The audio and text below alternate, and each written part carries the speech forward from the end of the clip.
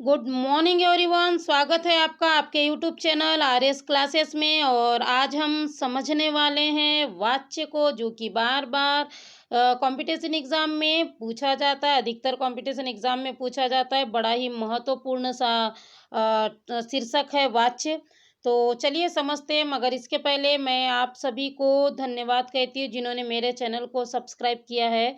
आपके कमेंट्स, आपके लाइक मुझे बहुत ज़्यादा ऊर्जावान बनाते हैं। तो मुझे उम्मीद है भविष्य में भी और पूर्ण आशा भी है कि भविष्य में मुझे इसी तरह आपका स्नेह और सहयोग मिलते रहेगा। जो मेरे चैनल पर नए हैं प्लीज़ सब्सक्राइब कर दीजिए। डिस्क्रिप्शन बॉक्स में मेरे चैनल की लिंक दी हुई है, ज़्यादा से ज़्यादा शेयर कीजिए और बेल आइकन की बटन को प्रेस कर सिलेक्ट ऑल कर दीजिए, ताकि मेरे हर वीडियो की जानकारी आप तक आसानी से पहुंचते रहे। तो चलिए समझते हैं आज वाच्य को।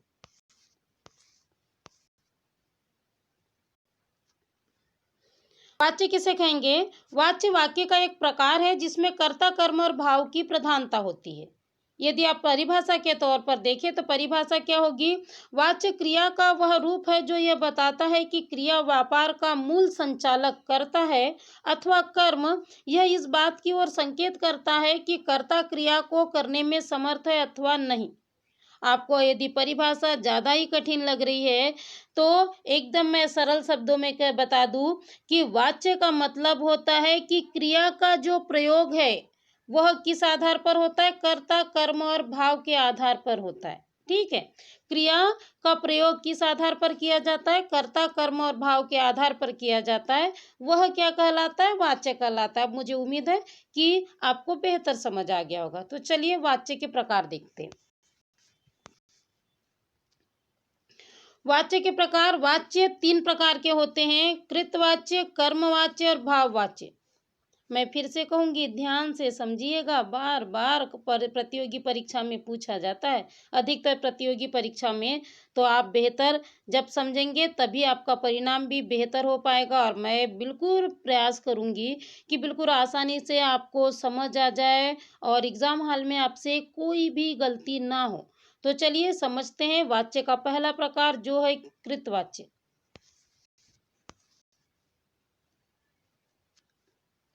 कृतवाच्य किसे कहते हैं? नाम से स्पष्ट है, इसमें क्रिया का सीधा संबंध कर्ता से होता है। इन वाक्यों में कर्ता की प्रधानता होती है। क्रिया के लिए लिंग भी क्या होता है? कर्ता के अनुसार निर्धारित होता है। माफ कीजिए, यहाँ ये कर्ता है, ये गलत लिख चुका है। त के ऊपर र की रेप लगा लीजिएगा आप। तो लिंग का भी क्या होता है? कर्ता के अनुसार निर्धारित होता है। अगर आपको भी इस तरह परिभाषा अगर समझ नहीं आ रही है तो फिर मैं आपको सरल शब्द में बता दूं कि कृतवाच्य यानी इसमें कर्ता प्रधान होता है और क्रिया क्या होती है? बिल्कुल लिंग के अनुसार होती है। यानी यदि लिंग स्त्रीलिंग है तो क्या होगा? क्रिया स्त्रीलिंग के अनुसार होगी। यदि पुल्लिंग है तो क्या होगा? क्रिया बिल्कुल पुल्लिंग के अनुसार होगी। तो उदाहरण देखिए, आप और ज्यादा बेहतर समझेंगे। जैसे उदाहरण है, राधा कपड़े धो रही है। इसमें हम देख लेते हैं, राधा क्या है? कर्ता है। और उसका कर्म क्या है? वह क्या कर रही है? उसकी क्रिया क्या है? वह कपड़े धो रही है। दूसरा उदाहरण देखिए,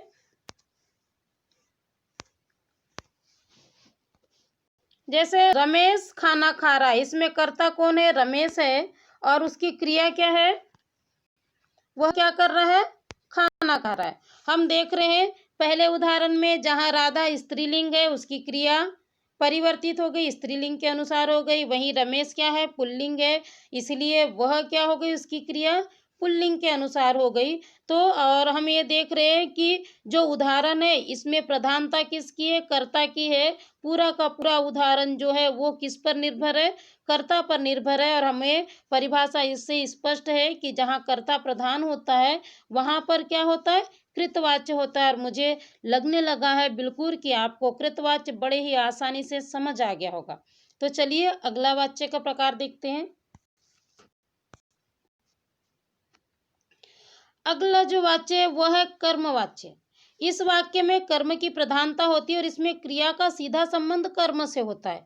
क्रिया का रूप कर्म के अनुसार बदलता है। इसकी मुख्य क्रिया सकर्मक होती है। ध्यान दीजिए, मैं फिर से बोल रही हूँ, है ना, कि एग्जाम में बार बार पूछा जाता है कि इसमें कर्मवाच्य है या कृतवाच्य है। तो आपको याद रखना है इसमें क्या होती है, कर्म की प्रधानता होती है। साथ में क्या होता है कि यह जो कर्मवाच्य में जो वाच्य इस्तेमाल किए जाते हैं वो हमेशा कैसे होते हैं, सकर्मक होते हैं। क्रिया हमेशा कैसी होती है, सकर्मक होती है। और ज़्यादा ही अगर बेहतर आपको याद रखना है तो ये नोट याद रख लीजिए कि कर्मवाच्य में कर्ता के बाद में हमेशा से, द्वारा, के द्वारा शब्दों का प्रयोग होता है। आप जिस भी वाक्य में यदि उदाहरण के तौर पर आपको एग्जाम में पूछा जाए या आपसे सवाल किया जाए, तो यदि किसी वाक्य में आपको से, द्वारा, के द्वारा, कर्ता के बाद में दिखे तो आप बिना डरे उसे कर्मवाच्य पर टिक लगा दीजिएगा। आपका आंसर बिल्कुल सही होगा। उदाहरण देखते हैं, आप और ज्यादा बेहतर समझेंगे। उदाहरण है जैसे मजदूरों के द्वारा भवन बनाया गया, है ना। तो हम यहाँ देख रहे हैं मजदूरों के द्वारा क्या किया गया, भवन बना गया। कर्ता कौन है, मजदूर। और उसके द्वारा कार्य क्या किया जा रहा है, भवन बनाया जा रहा है। मगर हम क्या देख रहे हैं कि जो कर्ता के बाद सीधा क्या लगा हुआ है, द्वारा शब्द जुड़ा हुआ है। वहीं पर हम देखते हैं मोहन से क्या किया गया, मोहन से भोजन किया गया।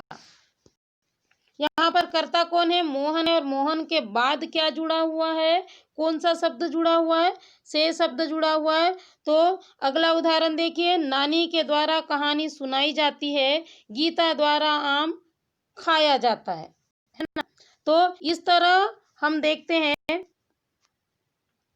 कि यहाँ पर क्या है, कर्ता के बाद द्वारा, से, के द्वारा आदि जो शब्द जुड़े हुए हैं। और हम परिभाषा में बिल्कुल देख चुके हैं, नोट में देख चुके हैं कि कर्ता के बाद अगर इस तरह के शब्द जुड़े होते हैं तो वह कौन सा वाच्य कहलाता है, बिल्कुल सही, वह कर्मवाच्य कहलाता है। और बिल्कुल अब एग्जाम में आपसे कोई भी गलती नहीं होगी, ये मुझे पूरी उम्मीद है, आशा है।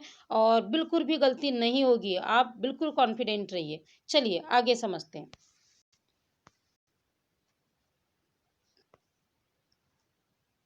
अगला जो वाच्य है वह है भाववाच्य। इसमें क्रिया का सीधा संबंध क्या होता है, कर्ता और कर्म से न होकर भाव से होता है। नाम से ही स्पष्ट है ना। और इसमें क्रिया के पुरुष वचन और लिंग कर्ता अथवा कर्म के अनुसार न होकर क्या होते हैं, हमेशा अन्य पुरुष पुल्लिंग एक वचन में रहते हैं। इसमें मुख्य रूप से अकर्मक क्रिया का ही क्या होता है, प्रयोग होता है। साथ ही प्राय निषेधात्मक वाक्य ही क्या होते हैं, भाववाच्य कहलाते हैं।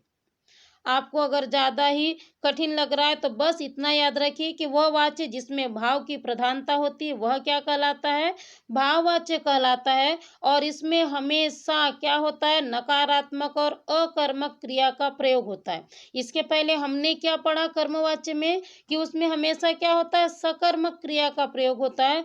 मगर इसमें क्या होता है, अकर्मक क्रिया और निषेधात्मक वाक्यों का प्रयोग होता है।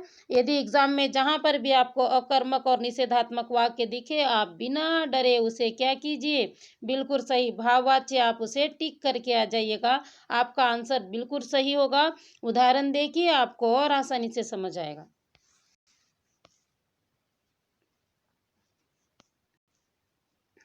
उदाहरण है पहला, ये उसे नहीं है, उससे है, गलत लिख चुका है, आप सही कर लीजिए। उससे पढ़ा नहीं जाता, विमला से खेला नहीं जाता, सीता से चला नहीं जाता और सतीश से गाया नहीं जाता। हम इन सभी उदाहरण में देख रहे हैं कि क्रिया कैसी है, क्रिया कैसी है, अकर्मक है। यहाँ पर देखिए पहले उदाहरण में उससे पढ़ा नहीं जाता, कार्य बिल्कुल नहीं हो रहा है। विमला से खेला नहीं जाता, यहाँ पर भी नहीं क्या है, निषेधात्मक वाक्य, अकर्मक क्रिया है। और जहाँ पर निषेधात्मक और अकर्मक क्रिया होती है वहां पर क्या होता है, भाववाच्य होता है। मुझे पूरी उम्मीद है कि आपको वाच्य के तीनों प्रकार, कृतवाच्य, कर्मवाच्य और भाववाच्य बड़े आसानी से समझ आ गए होंगे। और यह भी उम्मीद है कि अब आप भविष्य में कभी भी इसे नहीं भूलेंगे। आप चाहे किसी भी तरह की प्रतियोगी परीक्षा दे रहे हो, तो यदि आप प्रतियोगी परीक्षा में जाते हैं और इस तरह के सवाल आते हैं तो बिल्कुल आपसे कोई गलती नहीं होगी। मैंने पूरा प्रयास किया है कि आसान तरीके से, आसान शब्दों से आपको समझाऊँ। और मैं अपने, यदि इस उद्देश्य में यदि मैं सफल होती हूँ। तो प्लीज़ आप मेरे इस वीडियो को लाइक कीजिए और अपने दोस्तों को शेयर कीजिए। घर पर रहिए, सुरक्षित रहिए, मगर स्टडी जारी रखिए। धन्यवाद।